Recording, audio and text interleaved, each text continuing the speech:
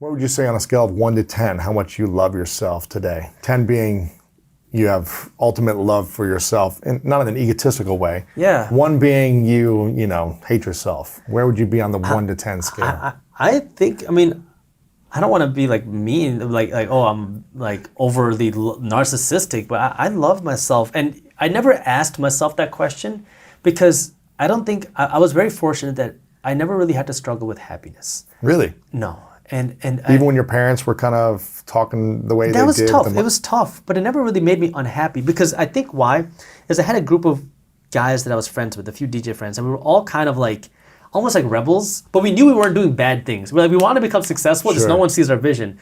So we all just kind of like, we were friends. I had a really good community, and I think that really helped me because, sometimes I would go sleep in their basement. I was like, man, this is like, my mom told me this, or my dad's not believing me. And they were like, and they were in the same boat as me. Like, they're like, dude, I don't know what I'm going to do either. And look, all of us now are doing very well.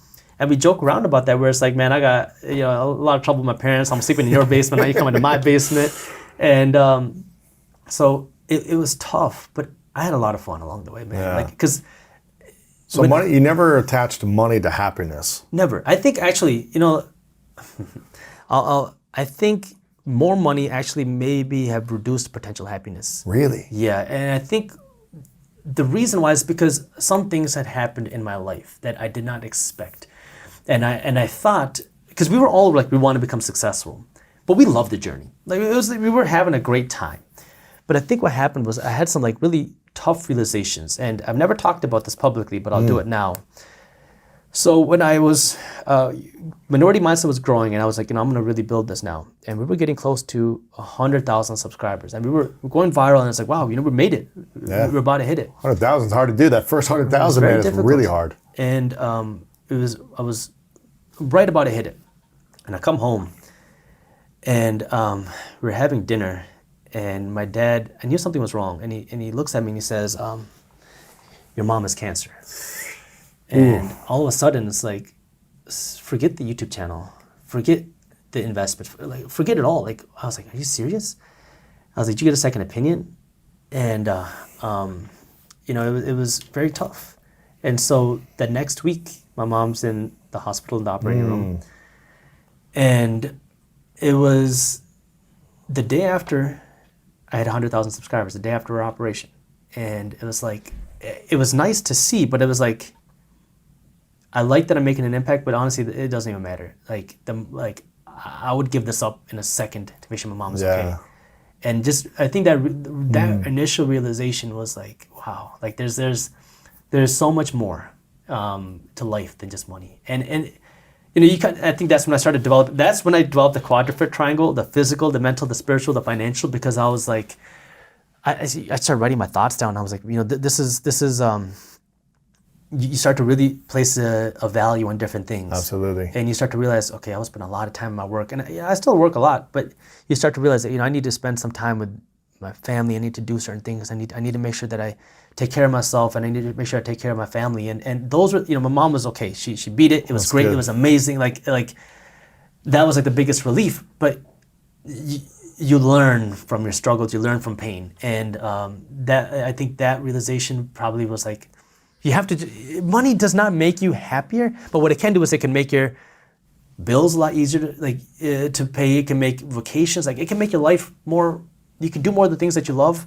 You have more choices, more options. Exactly. But you still have to work on happiness. You have to work on, it's a completely different game. There's so many people that I've interviewed in the last few months that have had kind of this rise to success over the previous, let's say, 3 to 5 years. And so many of them said, when I asked them on the scale of 1 to 10 of their happiness and self-love, that they were higher just right before they started to hit like this growth period, like right before they kind of became famous or made a ton of money. They were higher right before than they were now. Not to say they weren't still happy and loved themselves, but many of them said it was the pressure to continue to grow. This exposure, all these people know about me, and I'm getting judged and critiqued for my message or my content or my actions. And this kind of fear, what if I lose it? Yeah. What if it goes down? Yeah. So it sounds like you kind of had that. Yeah. So I think I have a little bit of a benefit there, and I'll tell you why. Because I do notice that pressure. where, people, they recognize me, which is amazing. And I hear some of these stories and I'm like, I don't want to screw this up.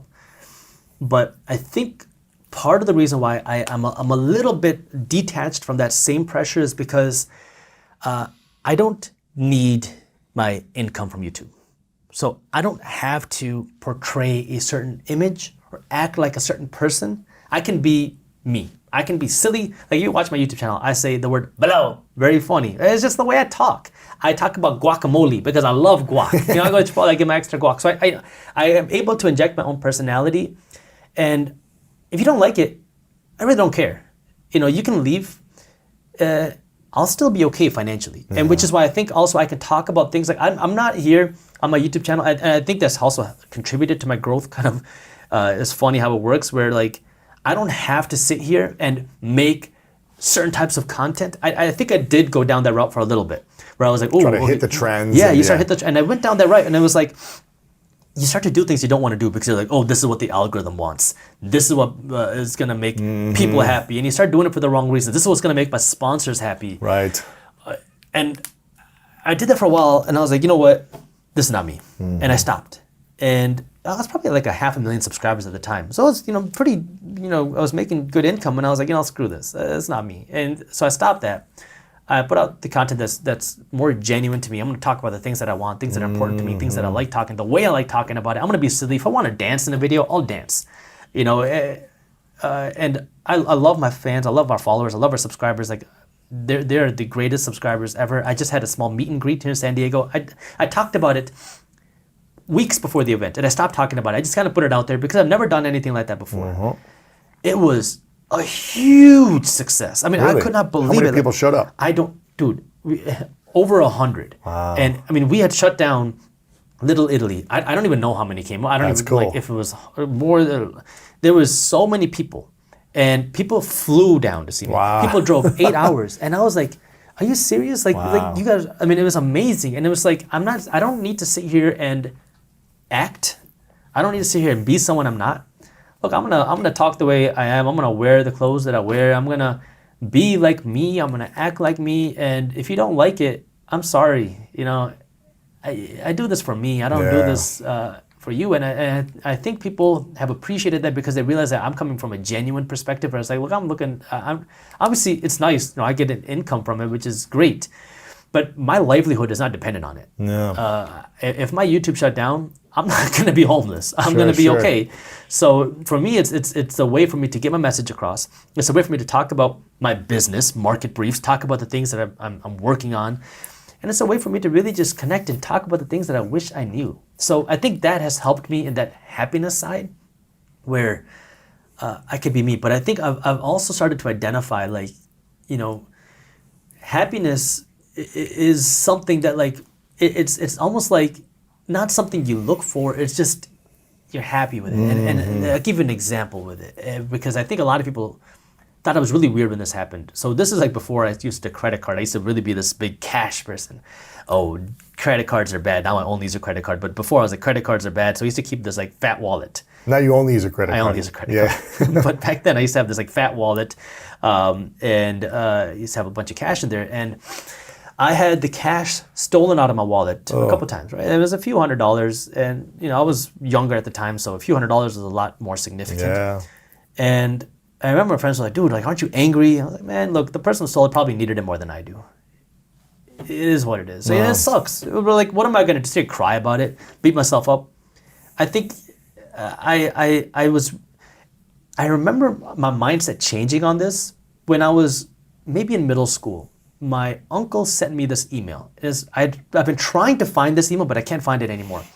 And they gave the story about why you shouldn't cry over spilled milk.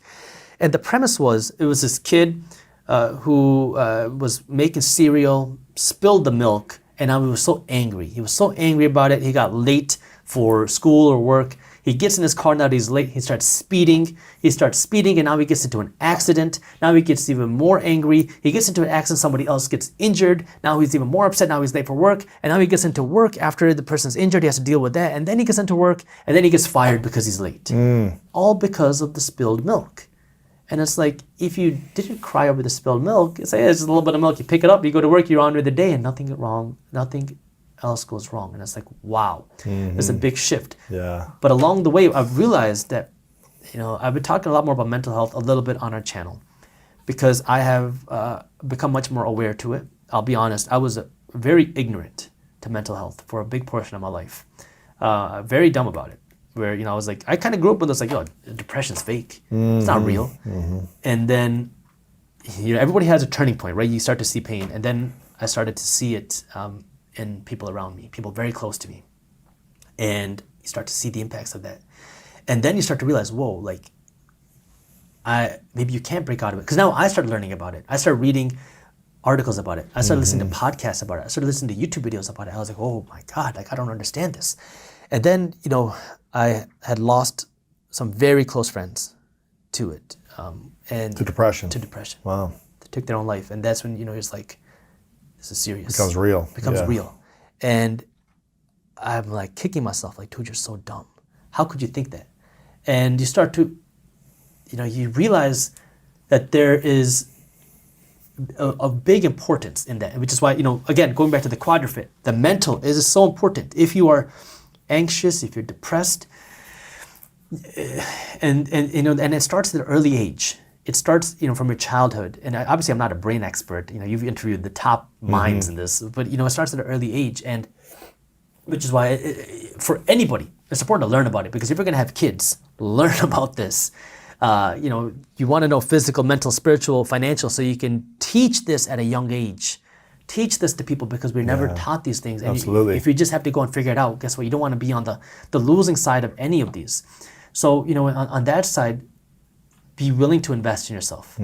Whether that means talking to a therapist, whether that means checking yourself into a rehab, even if it's expensive, go in and check yourself in, find whatever help, whether it's alternative help, traditional help, go and find help.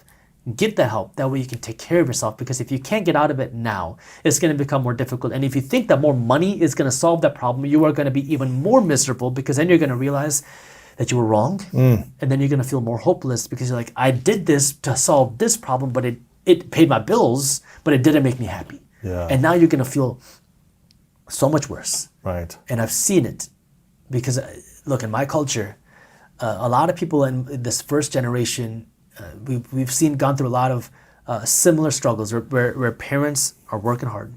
And so you don't get to spend a lot of time with your parents. You see a lot of trauma in the household. And it starts to come out when people start to work. And I start to see all these issues on the mental health side of things. And it's still a taboo topic in my culture. Yeah. Mental health is not something people openly talk about. Well, we need to. And it's one of those things where, dude, people are taking their lives, and we're still scared to talk about it. And this is why, I say, look, learn about it. Be willing to invest in yourself. If people don't support you, just be willing to spend and do whatever it takes. And what I do know is that money might help in some ways ease some pains, but it doesn't ease every pain. There was someone, I was in a building 2 years ago, living in a building here in LA. Someone was worth $500 million that took their life. And so it might solve money problems, but it may not solve depression, anxiety, stress, mental different. Health problems, self-love problems. Exactly. They're different layers, right? They're made of different ingredients. Right? Yes. Go back to the cake example. I love food, okay? Yeah. So it's different layers made up of different ingredients.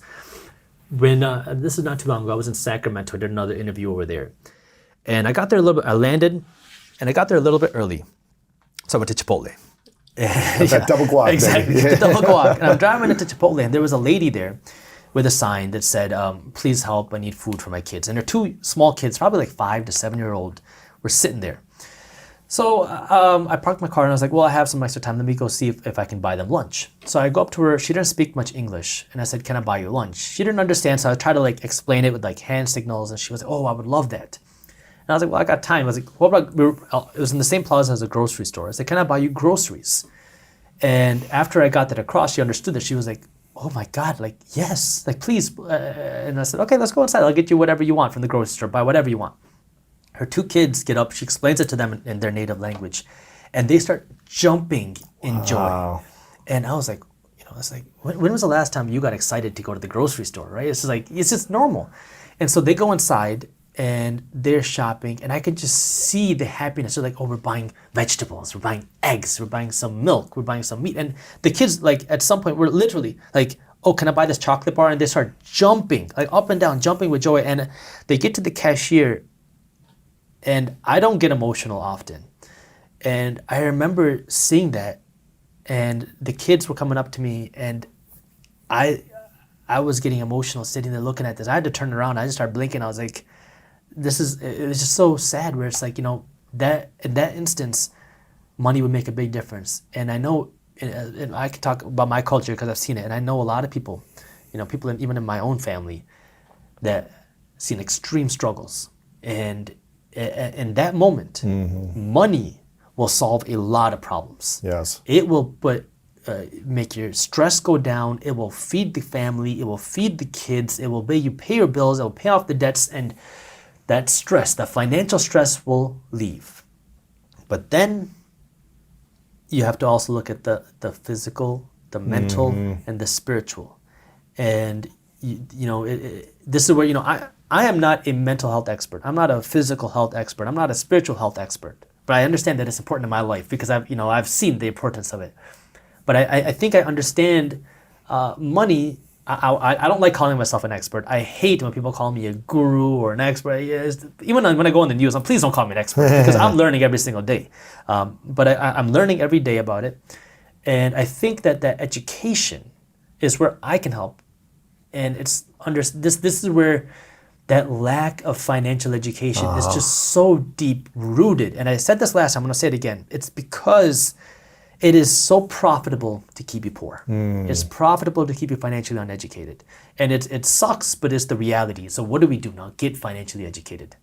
Because at the end of the day, money speaks. Yeah. Money talks. You can hate it, you can love it, but it's the reality. You know what? People listen to what I have to say now. Why? Because I got money. It is what it is. Yes. It's like gravity. And there's some credibility to it too. It builds credibility, authority, trust, all these different things. And I hope that through my genuineness, I've been able to build that. Yeah, man. But I talk about the system like gravity. Yes. It is what it is. You can fight it or you can understand it. Learn the rules to the game. And leverage it. Learn the rules to money. Leverage it, use it to your advantage. Because either you're going to use it to your advantage or you're going to get used to somebody else's advantage. Snap. And if you like the content, help spread it, help educate somebody else. One candle can light one room, but one candle can also light a million other candles. And those can light a million other rooms.